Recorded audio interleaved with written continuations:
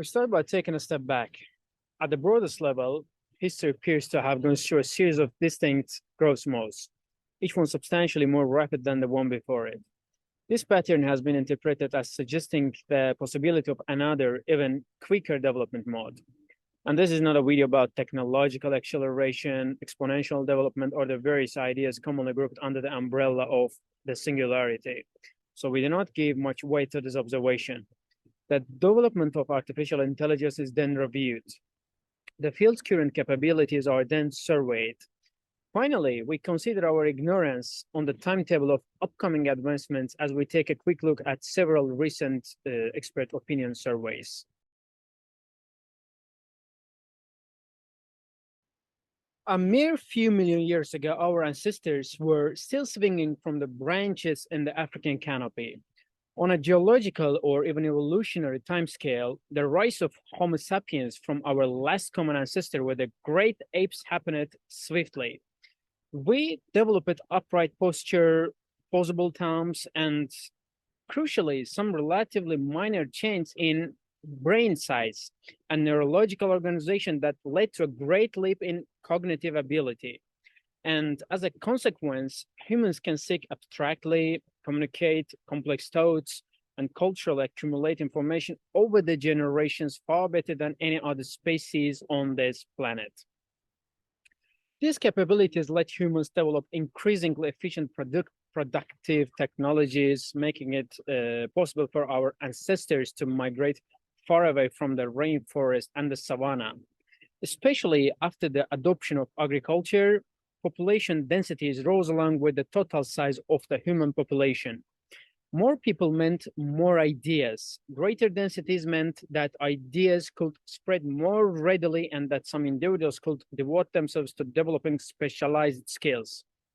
These developments increased the rate of growth of economic productivity and technological capacity. Later developments related to the Industrial Revolution brought about a second comparable step change in the rate of growth. And such changes in the rate of growth have important consequences.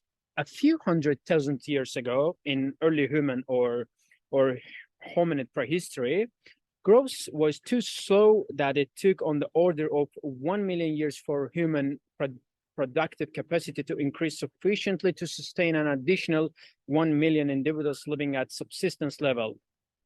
By 5000 BC, following the agricultural revolution, the rate of growth had increased to the point where the same amount of growth took just 2 centuries. But today, following the Industrial Revolution, the world economy grows and on average by that amount every 90 minutes. Even the present rate of growth will produce impressive results if maintained for a moderately long time. If the world economy continues to grow at the same pace as it has over the past 50 years, then the world will be some 4.8 times richer by 2050 and about 34 times richer by 2100 than it is today. Yet the prospect of continuing on a steady exponential growth path pales in comparison to what would happen if the world were to experience another step change in the rate of growth comparable in magnitude to those associated with the agricultural revolution and the industrial revolution. For example, the economist Robin Hanson estimates, based on historical economic and population data, a characteristic world economy doubling time for Pleistocene hunter-gatherer society of 224,000 years, for farming society 909 years, and for industrial society 6.3 years. And in Hanson's model, the present epoch is a mixture of the farming and industrial growth modes. The world economy as a whole is not yet growing at the 6.3-year doubling rate. Well, if another such transition to a different growth mode were to occur, and it were of similar magnitude to the previous two, it would result in a new growth regime in which the world economy will double in size about every 2 weeks. And such a growth rate seems fantastic by current lights. Observers in earlier epochs might have found it equally preposterous to suppose that the world economy would one day be doubling several times within a single lifespan. Yet, that is the extraordinary condition we now take to be ordinary. And the idea of a coming technological singularity has by now been widely popularized, starting with Werner Wein's seminal essay and continuing with the writings of Ray Kurzweil and others. The term singularity, however, has been used confusedly in many disparate senses and has accreted an unholy, yet almost millennian aura of techno-utopian connotations. Since most of these meanings and connotations are irrelevant to our argument, we can gain clarity by dispensing with the singularity word in favor of more precise terminology. The singularity-related idea that interests us here is the possibility of an intelligence explosion, particularly the prospect of the machine superintelligence. There may be those who are persuaded by growth diagrams like the ones in here that I will share you, that another drastic change in growth mode is in the cards, comparable to the agricultural or industrial revolution. These folk may then reflect that it's hard to conceive of a scenario in which the world economy's doubling time shortens to mere weeks that doesn't involve the creation of minds that are much faster and more efficient than the familiar biological kind. However, the case for taking seriously the prospect of a machine intelligence revolution need not rely on curve-fitting exercise or extrapolations from past economic growth. As we will see, there are stronger reasons for taking heed. Now let's review our figure here. Long-term history of world GDP. Plotted on a linear scale, the history of the world economy looks like a flat line hugging the x-axis until it suddenly spikes vertically upward. Even when we zoom in on the most recent 10,000 years, the pattern remains essentially one of a single 90 degrees angle, and B, only within the past 100 years or so does the curve lift perceptibly above the zero level. And the different lines in the plot correspond to different data sets, which yield slightly different estimates.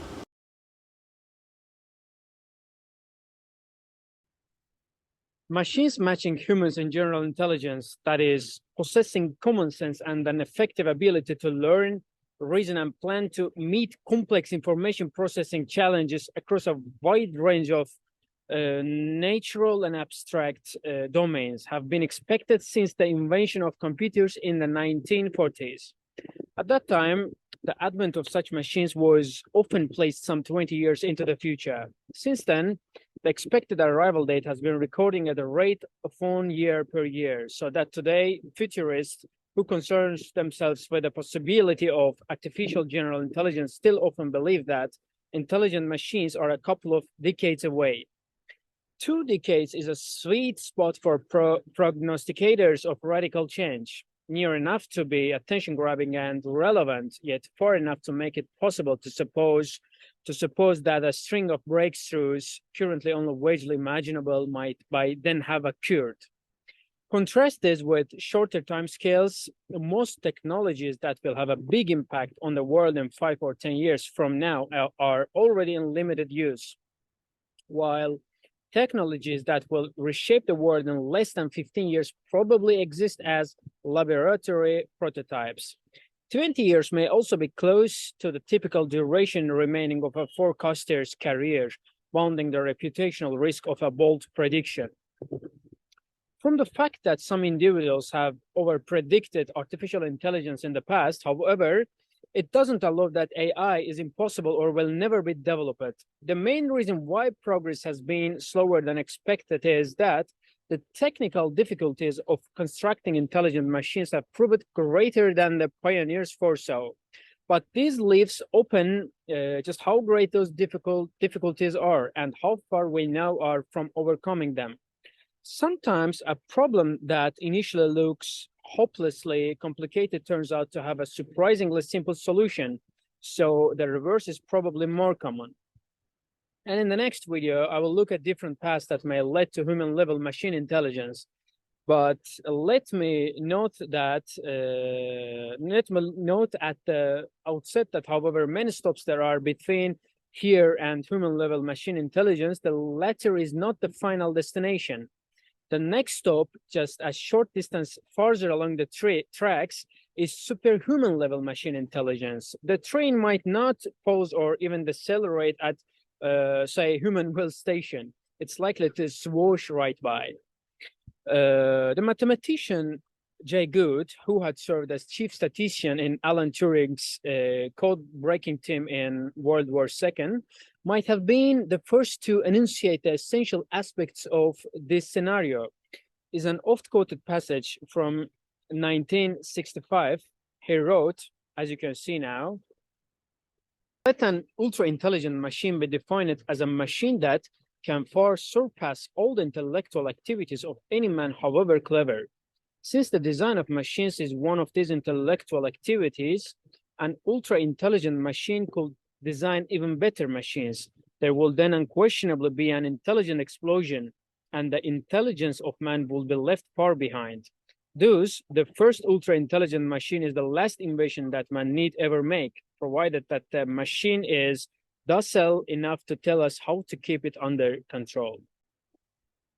It may seem obvious now that major existential risk will be associated with such an intelligence explosion, and that the prospect should therefore be examined with the utmost seriousness, even if it were known to have but a moderately small probability of coming to pass.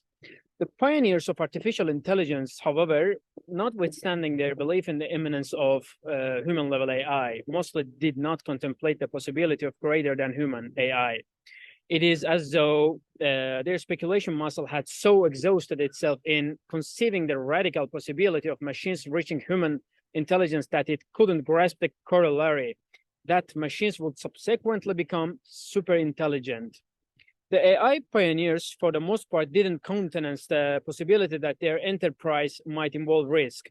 They gave no lip service, let alone serious thought, to any safety concern or ethical qualm related to the creation of artificial minds and potential computer overlords. A lacuna that astonishes even against the background of the era's not so impressive standards of critical technology assessment. We must hope that by the time the enterprise eventually does become feasible, we will have gained not only the technological proficiency to set up an intelligent explosion, but also the higher level of mastery that may be necessary to make the detonation survivable. But before we turn to what lies ahead, it will be useful to take a quick glance at the history of machine intelligence to date.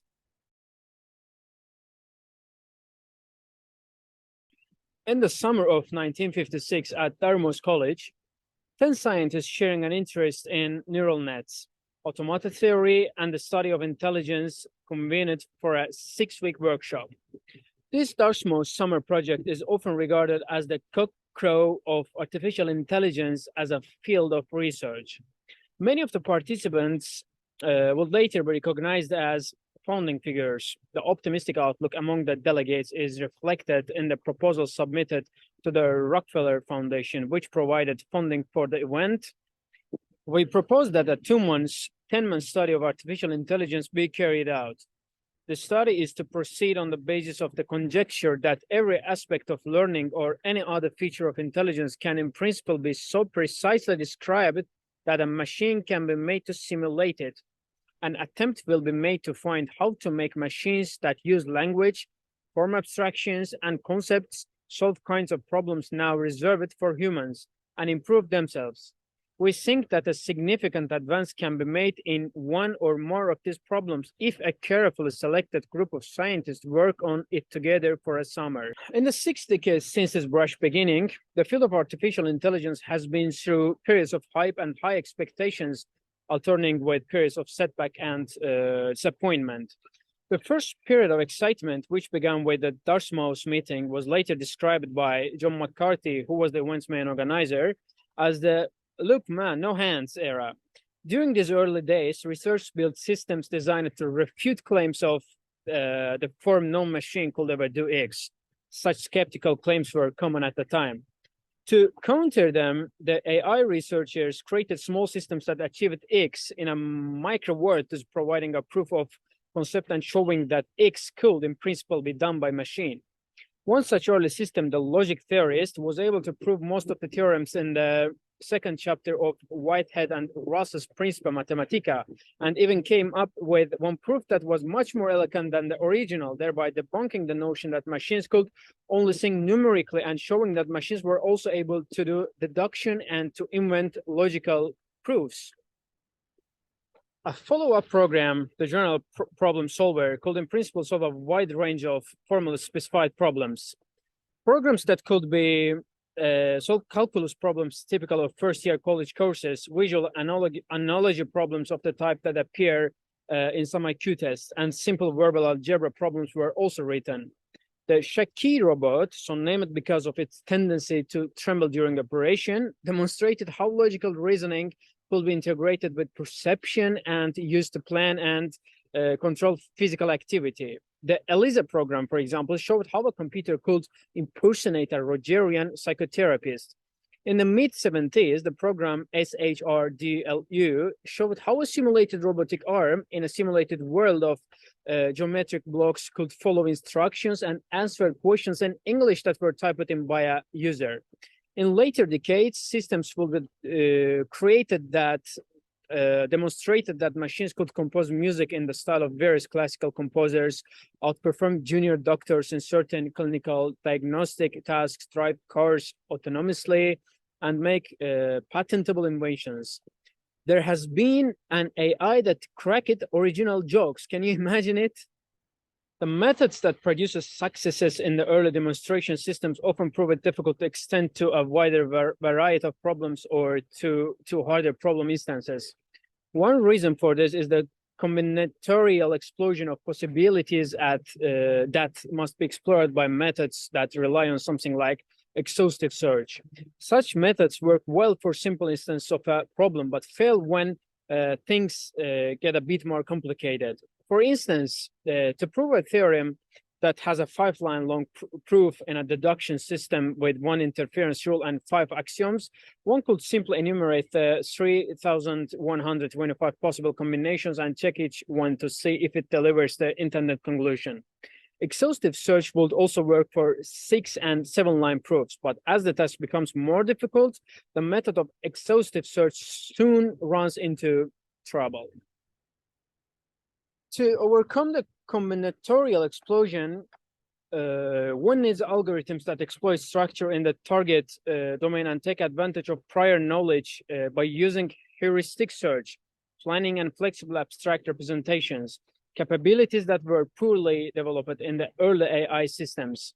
The performance of these early systems also suffered because of poor methods for handling uncertainty, reliance on brittle and ungrounded symbolic representations, data scarcity, and severe hardware limitations on memory capacity and processor speed.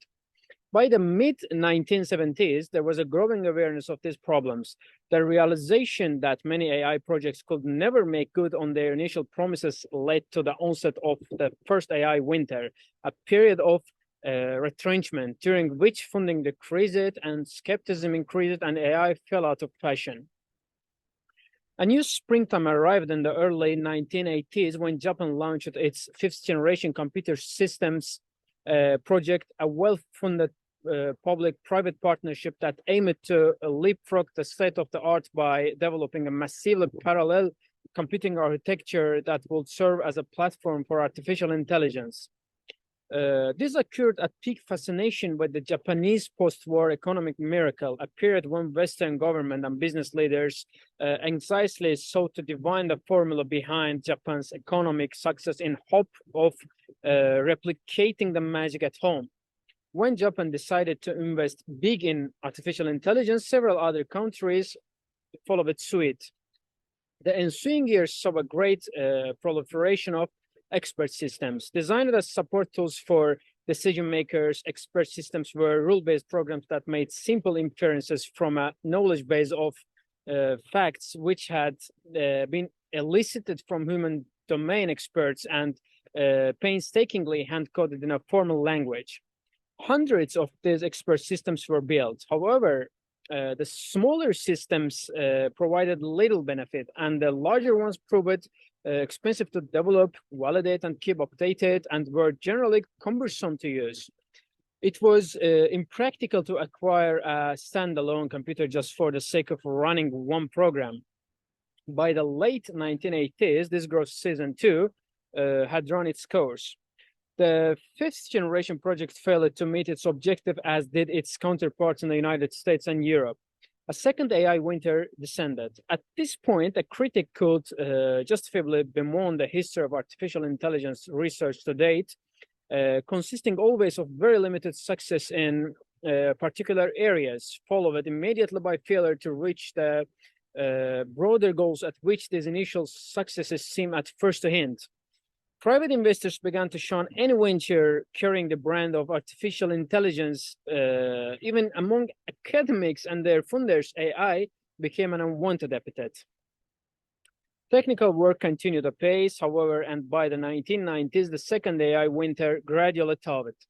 Optimism was rekindled by the introduction of new techniques, which seemed to offer alternatives to the traditional logistic paradigm, and this referred to as good old-fashioned artificial intelligence, or GOFI for short, which had focused on high-level symbol manipulation and which had reached its apogee in the expert systems of the 1980s.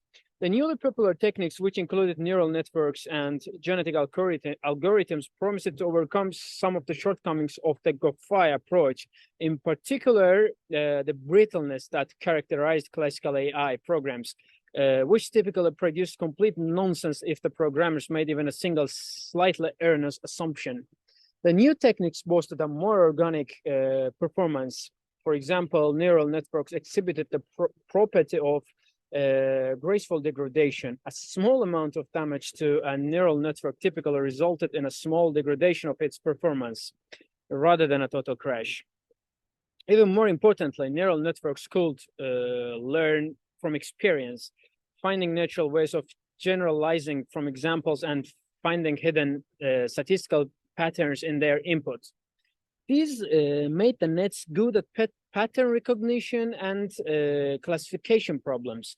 For example, by training a neural network on a data set of sonar signals, it could be taught to distinguish the acoustic profiles of submarines, mines, and sea life with better accuracy than human experts. And this could be done without anybody first having to figure out in advance exactly how the categories were to be defined or how different features were to be weighted.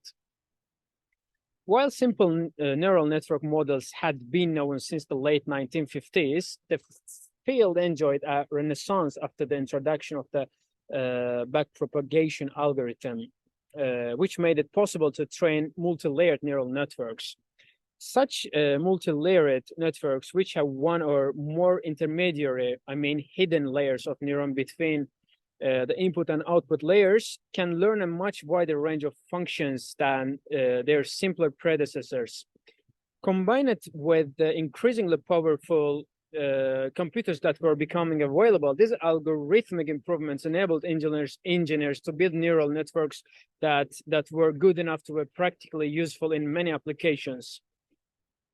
The brain-like qualities, for example, of neural networks contrasted favorably with the rigid logic chopping but brittle performance of traditional rule-based GOFI systems, enough so to inspire a new ism, meaning connectionism, which emphasized the importance of massively parallel sub-symbolic processing. More than 150,000 academic papers have since been published on artificial neural networks, and they continue to be an important approach in machine learning. Well, and evolution-based methods such as genetic algorithms and genetic programming constitute another approach whose emergence helped end the second AI winter. It made perhaps a smaller academic impact than neural nets, but was widely popularized. In evolutionary models, a population of candidate solutions, which can be data structures or programs, is maintained, and new candidate solutions are generated randomly by mutating or recombining variants in the existing population. Periodically, the population is pruned by applying a selection criterion like a fitness function that allows only the better candidates to survive into the next generation. Iterated over thousands of generations, the average quality of the solutions in the candidate pool gradually increases. When it works, this kind of algorithm can produce efficient solution that to a very wide range of problems, meaning solutions that may be strikingly novel and unintuitive, often looking more like natural structures than anything that a human engineer would design. And in principle, this can happen without much need for human input beyond the initial specification of the fitness function, which is often very simple. In practice, however, getting evolutionary methods to work well requires skill and ingenuity, particularly in devising a good representational format. Without an efficient way to encode candidate solutions, meaning a genetic language that matches latent structure in the target domain, evolutionary search tends to meander endlessly in a vast search space or get stuck at a local optimum. Even if a good representational format is found, evolution is computationally demanding and is often defeated by the combinational explosion. Neural networks and genetic algorithms are examples of methods that stimulated excitement in the 1990s by appearing to offer alternatives to the stagnating Go5 paradigm. But the intention here is not to sing the praises of these two methods or to elevate them above to many other techniques in machine learning or in general artificial intelligence. In fact, one of the major theoretical developments of the past 20 years has been a clearer realization of how superficially disparate techniques can be understood as special cases within a common mathematical framework. For example, many types of artificial neural network can be viewed as classifiers that perform a particular kind of statistical calculation. This perspective allows neural nets to be compared with a larger class of algorithms for learning classifiers from examples like decision trees, logistic regression models, support vector machines, naive Bayes, k-nearest neighbors regression, among others. In a similar manner, genetic algorithms can be viewed as performing stochastic hill climbing, which is again a subset of a wider class of algorithms for optimization. Each of these algorithms for building classifiers or for searching a solution space has its own profile of strengths and weakness, which can be studied mathematically.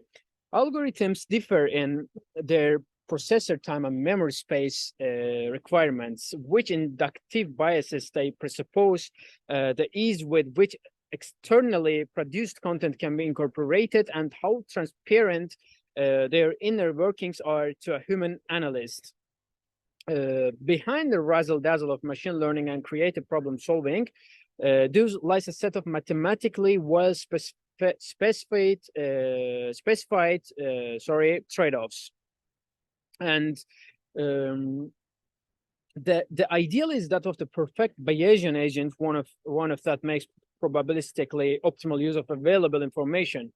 This ideal is unattainable because it's too computationally demanding to be implemented in any physical computer.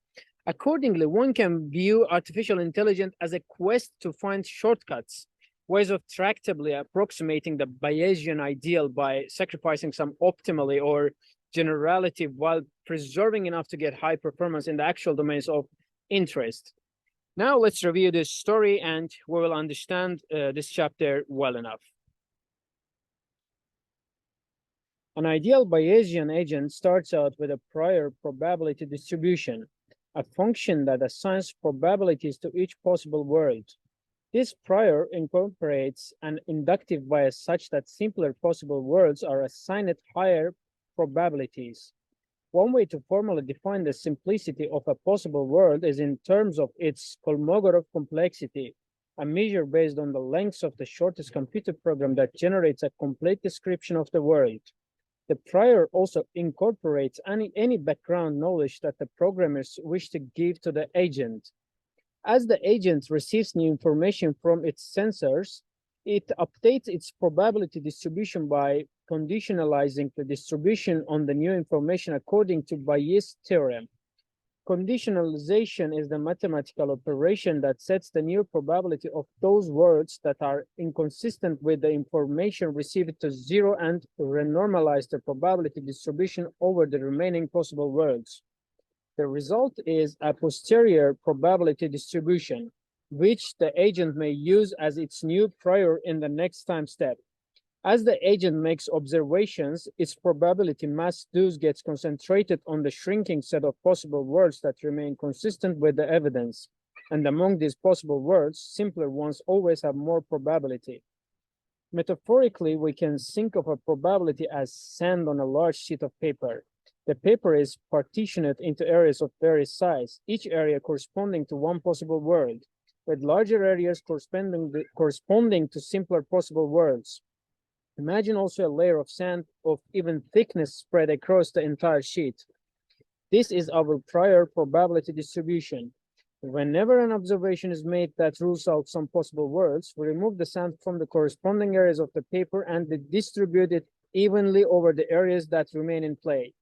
Thus, the total amount of sand on the sheet never changes. It just gets concentrated into fewer areas as observational evidence accumulates. This is a picture of learning in its purest form. To calculate the probability of a hypothesis, we simply measure the amount of sand in all the areas that correspond to the possible worlds in which the hypothesis is true. So far, we have defined a learning rule. To agent an agent, we also need a decision rule. To this end, we endow the agent with a utility function which assigns a number to each possible world. The number represents the desirability of that world according to the agent's basic preferences. Now, at each time step, the agent selects the action with the highest expected utility. To find the action with the highest expected utility, the agent could list all possible actions. It could then compute the conditional probability distribution given the action. The probability distribution that would result from conditionalizing is its current probability distribution on the observation that the action had just been taken. Finally, it could calculate the expected value of the action as the sum of the value of each possible word multiplied by the conditional probability of that word given the action. The learning rule and the decision rule together define an optimality notion for an agent. Essentially, the same optimality notion has been broadly used in artificial intelligence, epistemology, philosophy of science, economics, and statistics. In reality, it is impossible to build such an agent because it is computationally intractable to perform the requisite calculations. Any attempt to do so succumbs to a combinatorial explosion, just like the one described in our discussion of Ko-Fi. To see why this is so, consider one tiny subset of all possible worlds. Those that consist of a single computer monitor floating in an endless vacuum. The monitor has 1000 multiplied 1000 pixels, each of which is perpetually either on or off. Even this subset of possible worlds is enormously large. The two top 1000 multiplied 1000 possible monitor states outnumber all the computations expected ever to take place in the observable universe. Thus, we could not even enumerate all the possible worlds in this tiny subset of all possible worlds, let alone perform more elaborate computations on each of them individually. Optimal notions can be of theoretical interest even if they are physically unrealizable. They give us a standard by which to judge heuristic approximations, and sometimes we can reason about what an optimal agent would do in some special case. And we will encounter some alternative optimality notions for artificial agents in the next videos. A reflection of this picture can be seen in the work done over the past couple of decades on probabilistic graphical models, such as Bayesian networks. Bayesian networks provide a concise way of representing probabilistic and conditional independence relations that hold in some particular domain. Exploiting such independence relations is essential for overcoming the combinatorial explosion, which is as much of a problem for probabilistic inference as it is for logical deduction. They also provide important insight into the concept of causality. And one advantage of relating learning problems from specific domains to the general problem of Bayesian inference is that new algorithms that make Bayesian inference more efficient will then yield immediate improvement across many different areas. Advances in Monte Carlo approximation techniques, for example, are directly applied in computer vision, robotics, and computational genetics. Another advantage is that it lets researchers from different disciplines more easily pool their findings. Graphical models and Bayesian statistics have become a shared focus of research in many fields, including machine learning, statistical physics, bioinformatics, combinatorial optimization, and communication theory. A fair amount of the recent progress in machine learning has resulted from incorporating formal results originally derived in other academic fields. Machine learning applications have also benefited enormously from fast computers and greater availability of data sets.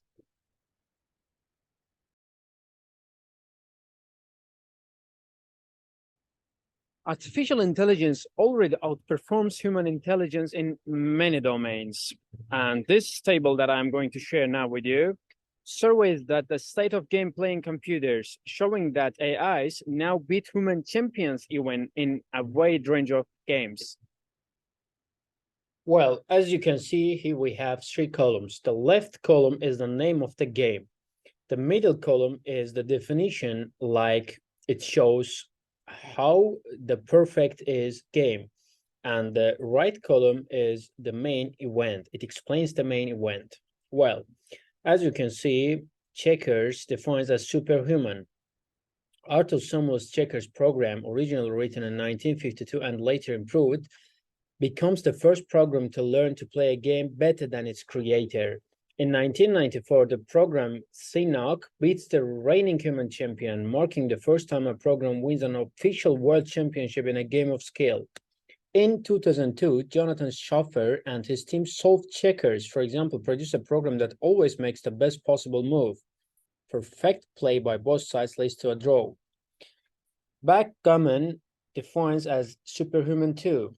1979, the backgammon program BGK by Hans Berliner defeats the world champion, the first computer program to defeat a world champion in any game, though Berliner later attributes the win to luck with the dice rolls.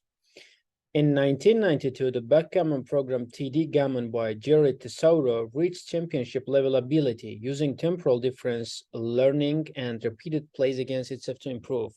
In the years since, backgammon programs have far surpassed the best human players.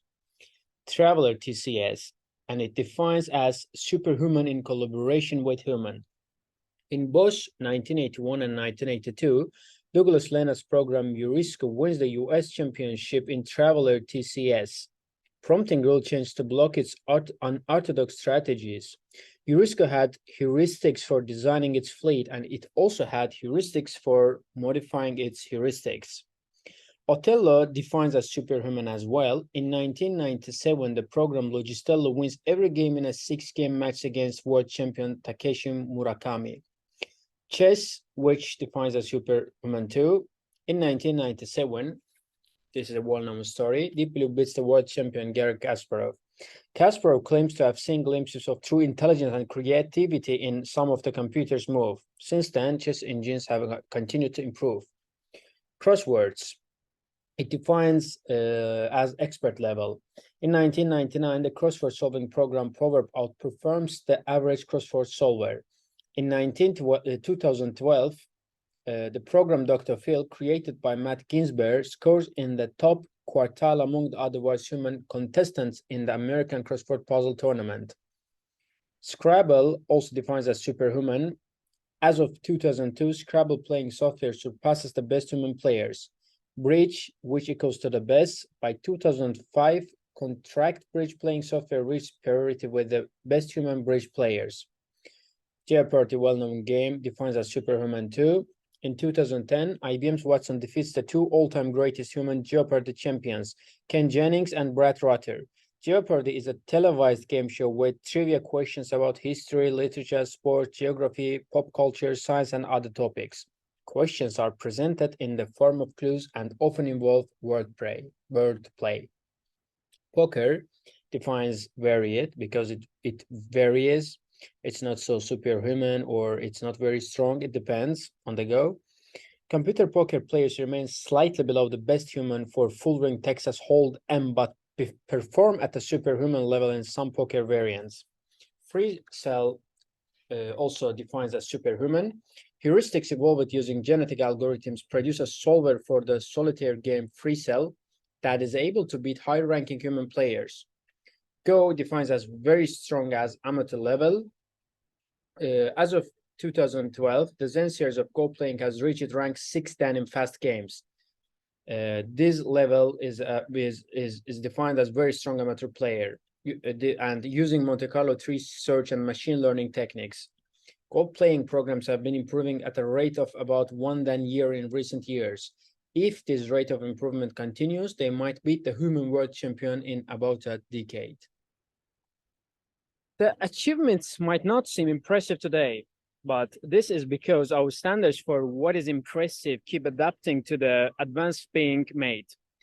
Expert chess playing, for example, was once thought to optimize human intellection. In the view of several experts in the late 50s, said if one could devise a successful chess machine, one would seem to have penetrated to the core of human intellectual endeavor. This no longer seems so. One sympathized with John McCarthy, who lamented, as soon as it works, no one calls it AI anymore. There is an important sense, however, in which chess playing AI turned out to be a lesser triumph than many imagined it would be. It was once supposed, perhaps not unreasonably, that in order for a computer to play chess at grandmaster level, it would have to be endowed with a high degree of general intelligence. One might have thought, for example, that great chess playing requires being able to learn abstract concepts, think cleverly about strategy, compose flexible plans, make a wide range of ingenious logical deductions, and maybe even model one's opponent's thinking. Not so. It turned out to be possible to build a perfectly fine chess engine around a special purpose algorithm. When implemented on the fast processors that became available toward the end of the 20th century, it produced very strong play. But an AI built like that is narrow. It plays chess. It can do no other. In other domains, solutions have turned out to be more complicated than initially expected and progress slower. The computer scientist Donald Knuth was struck that AI has by now succeeded in doing essentially everything that requires thinking, but has failed to do most of what people and animals do without thinking. That somehow is much harder. Analyzing visual scenes, recognizing objects, or controlling robots' behavior as it interacts with a natural environment has proved challenging. Nevertheless, a fair amount of progress has been made and continues to be made, aided by steady improvements in hardware. Common sense and natural language understanding have also turned out to be difficult. It is now often thought that achieving a fully human level performance on this task is an AI complete problem, meaning that the difficulty of solving these problems is essentially equivalent to the difficulty of building generally human level intelligent machines. In other words, if somebody were to succeed in creating an AI that could understand natural languages as well as a human adult, they would in all likelihood also either already have succeeded in creating an AI that could do everything else that human intelligence can do, or they would be but a very short step from such a general capability. Chess playing expertise turned out to be achievable by means of a surprisingly simple algorithm. It is tempting to speculate that other capabilities, such as general reasoning ability or some key ability involved in programming, might likewise be achievable through some surprisingly simple algorithm. The fact that the best performance at one time is attained through a complicated mechanism doesn't mean that no simple mechanism could do the job as well or better. It might simply be that nobody has yet found the simpler alternative. The Ptolemaic system, which with the Earth in the center, orbited by the sun, the moon, planets, and the stars, represented the state of the art in astronomy for over 1,000 years, and its predictive accuracy was improved over the centuries by progressively complicating the model, adding epicals upon epicals to the postulated celestial motions. Then the entire system was overthrown by the heliocentric theory of Copernicus, which was simpler and so only after further elaboration by Kepler, more predictively accurate. Artificial intelligence methods are now used in more areas than it would make sense to review here, but mentioning a sampling of them will give an idea of the breadth of applications. Aside from the game AIs listed in the table I already shared with you, there are hearing aids with algorithms that filter out ambient noise, road finders that display maps and offer navigation advice to drivers, recommender systems that suggest books and music albums based on a user's previous purchases and ratings, and medical decision support systems that help doctors diagnose like breast cancer, recommend treatment plans, and aid in the interpretation of electrodiagrams. There are robotic pets and cleaning robots, love-moving robots, risky robots, surgical robots, and over 1 million industrial robots. The world population of robots exceeds 10 million. Modern speech recognition, based on statistical techniques such as hidden Markov models, has become sufficiently accurate for practical use. Personal digital assistants such as Apple Siri respond to spoken commands and can answer simple questions and execute commands. Optical character recognition of handwritten and typewritten text is routinely used in applications such as mail sorting and digitalization of all documents. Machine translation remains imperfect, but it's good enough for many applications. Early system used the GOFIA, G-O-F-I-A, had coded GOFIA approach of hand-coded grammars that had to be developed by skilled linguists from the group of ground up for each language. Newer systems use statistical machine learning techniques that automatically build statistical models from observed usage patterns. The machine infers the parameters for these models by analyzing bilingual corpora. This approach dispenses with linguists.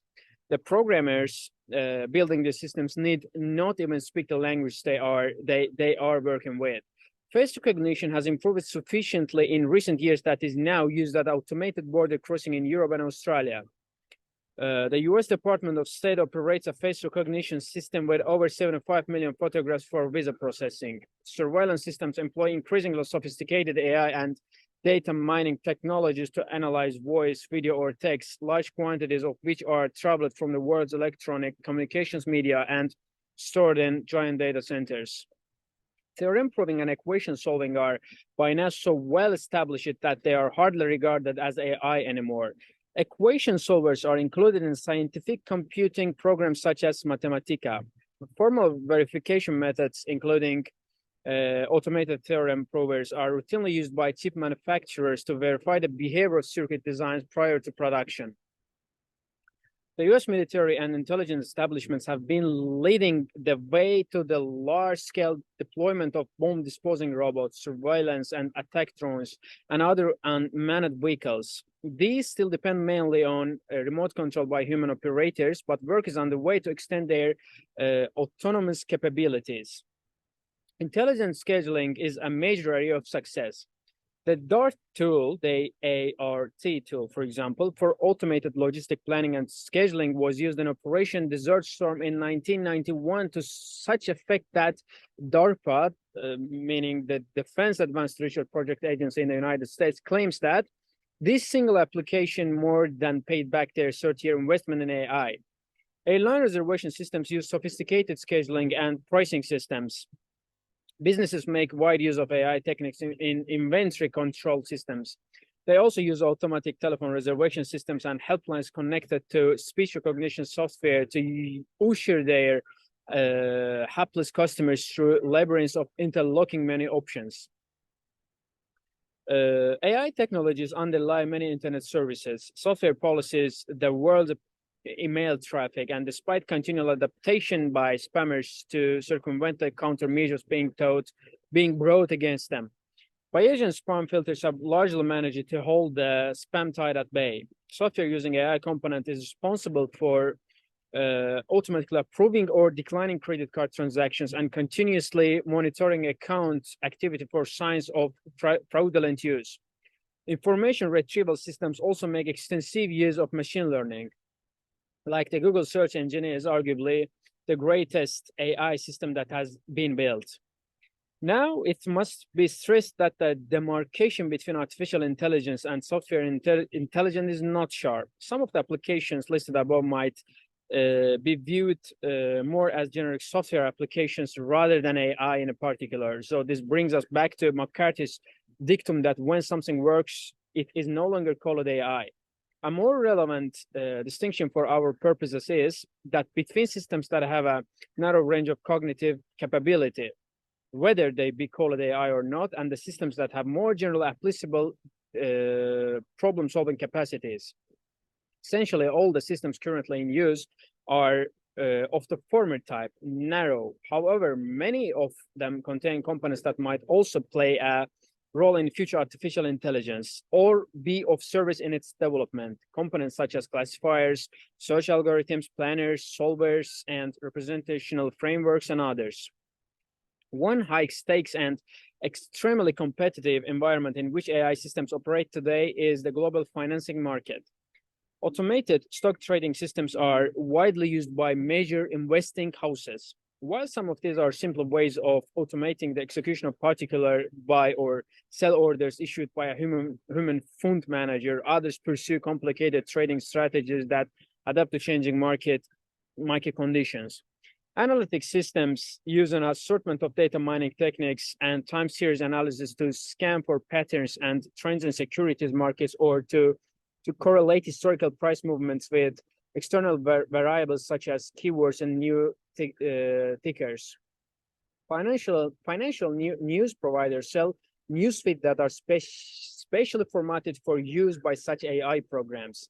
Other systems specialize in finding arbitrage opportunities within or between markets or in high-frequency trading that seeks to profit from minute price movements that occur over the course of milliseconds. Algorithmic high-frequency traders, which are account for more than half of equity shares traded on United States markets. Algorithmic trading has been implicated in the 2010 flash crash. Now let's review this story now, and it will be more understandable and obvious for you.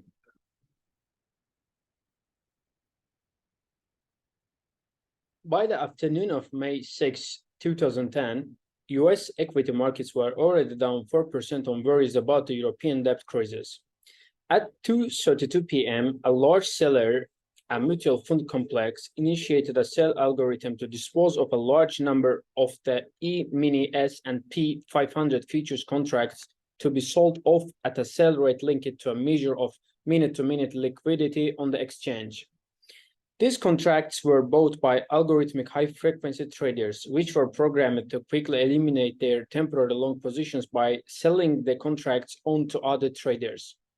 With demand from fundamental buyers lacking, the algorithmic traders started to sell the E-minis primarily to other algorithmic traders, which in turn passed them on to other algorithmic traders, creating a hot potato effect driving up trading volume. This being interpreted by the sell algorithm as an indicator of high liquidity, prompting it to increase the rate at which it was putting E-mini contracts on the market, pushing the downward spiral. At some point, the high-frequency traders started withdrawing from the market, drying up liquidity while prices continued to fall. At 2:45 p.m., trading on the E-mini was halted by an automatic circuit breaker, the exchange stop logic functionality. When trading was restarted, a mere 5 seconds later, prices stabilized and soon began to recover most of the losses. But for a while, at the shoe of the crisis, $1 trillion had been wiped off the market, and spillover effects had led to a substantial number of trades in individual securities being executed at absurd prices, such as 1 cent or $100,000. After the market closed for the day, representatives of the exchange met with regulators and decided to break all trades that had been executed at price 60% or more away from their pre-crisis levels, deeming such transactions clearly erroneous and thus subject to post-facto cancellation under existing trade rules. The retelling here of this episode is a digression because the computer programs involved in the flash crash were not particularly intelligent or sophisticated, and the kind of threat they created is fundamentally different from the concerns we shall raise later in this video in relation to the prospect of machine superintelligence. Nevertheless, these events illustrate several useful lessons. One is the reminder that interactions between individually simple components, such as the cell algorithm and the high-frequency algorithmic trading programs, can produce complicated and unexpected effects. Systemic risk can build up in a system as new elements are introduced, risks that are not obvious until after something goes wrong, and sometimes not even then. Another lesson is that smart professionals might give an instruction to a program based on a sensible seeming and normally sound assumption. For example, that trading volume is a good measure of market liquidity, and that this can produce catastrophic results when the program continues to act on the instruction with ironclad logical consistency, even in the unanticipated situation where the assumption turns out to be invalid. The algorithm just does what it does, and unless it is a very special kind of algorithm, it doesn't care that we clasp our heads and gasp in dumbstruck horror at the absurd inappropriateness of its actions. This is a theme that we will encounter again. A third observation in relation to the flash crash is that while automation contributed to the incident, it also contributed to its resolution. The pre-programmed stop order logic, which suspended trading when prices moved too far out of whack, was set to execute automatically because it had been correctly anticipated that the triggering events could happen on a timescale too swift for humans to respond. The need for pre-installed and automatically executing safety functionality, as opposed to reliance on runtime human supervision, again foreshadows a theme that will be important in our discussion of machine superintelligence.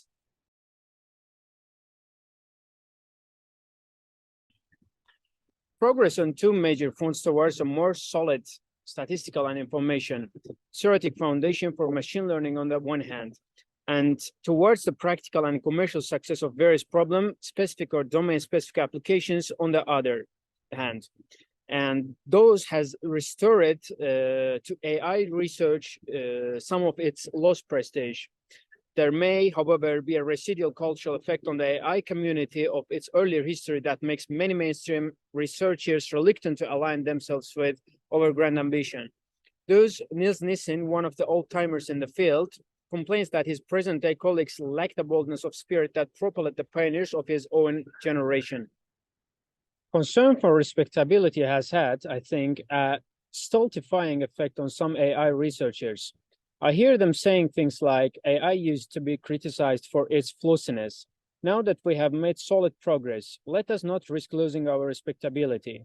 One result of this conservatism has been increased concentration on weak AI, the variety devoted to providing aids to human thought, and away from strong AI, the variety that attempts to mechanize human-level intelligence. Well, Nielsen's sentiment has been echoed by several others of the founders, including Marvin Minsky, John McCarthy, and Patrick Winston. The last few years have seen a resurgence of interest in AI, which might yet spill over into renewed efforts toward artificial general intelligence. In addition to faster hardware, a contemporary project would benefit from the great strides that have been made in the many subfields of AI, in software engineering more generally, and in neighboring fields such as computational neuroscience. One indication of pent-up demand for quality information and education is shown in the response to the free online offering of an introductory course in artificial intelligence at Stanford University in the fall of 2011, organized by Sebastian Thrun and Peter Norvig. Some 160,000 students from around the world sign up to take it, and only 23,000 completed it. Expert opinions about the future of AI vary wildly. There is disagreement about timescales as well as about that forms AI might eventually take.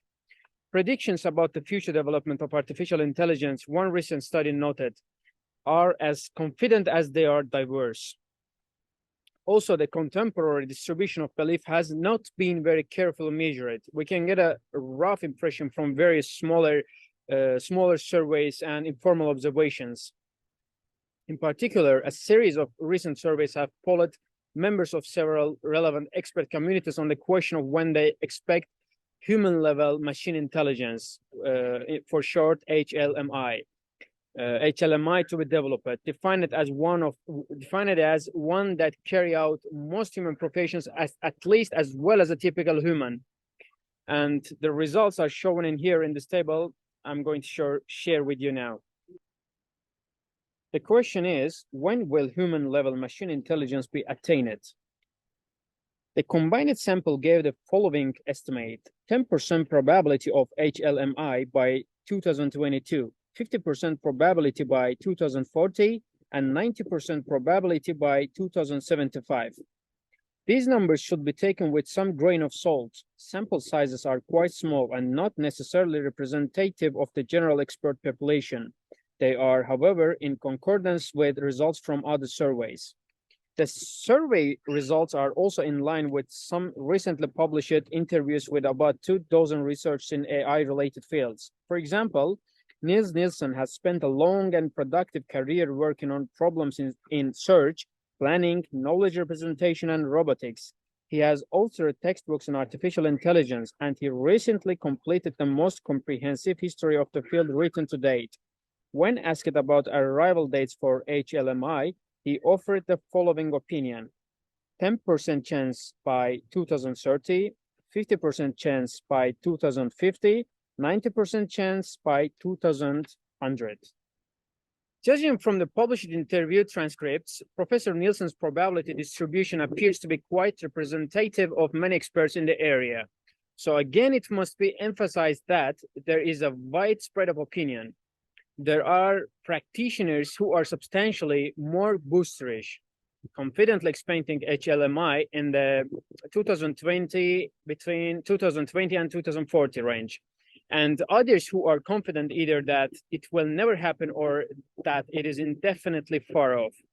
In addition, some interviewers feel that the notion of a human level of artificial intelligence is ill-defined or misleading, or are for other reasons reluctant to go on record with a quantitative prediction. Another view is that the median numbers supported in the expert survey do not have enough probability mass on later arrival dates. A 10% of probability of HLMI not having been developed by 2075 or even 2100 seems too low. Historically, AI researchers have not had a strong record of being able to predict the rate of advances in their own field or the shape that such advances will take. On the one hand, some tasks like chess playing turned out to be achievable by means of surprisingly simple programs, and naysayers who claim that machines would never be able to do this or that have repeatedly been proven wrong. And on the other hand, the more typical errors among practitioners have been to underestimate the difficulties of getting a system to perform robustly on real-world tasks, and to overestimate the advantages of their own particular pet project or technique. The survey also asked two other questions of relevance to our inquiry. One inquired of respondents about how much longer they thought it would take to reach a superintelligence, assuming human-level machine is first achieved. And the results are here. Now I'm going to share with you. How long from human level to superintelligence? Another question inquired what they thought will be the overall long-term impact for humanity of achieving human-level machine intelligence. And the answers are summarized in this chart. As you can see here, this indicates the overall long-term impact of human-level machine intelligence.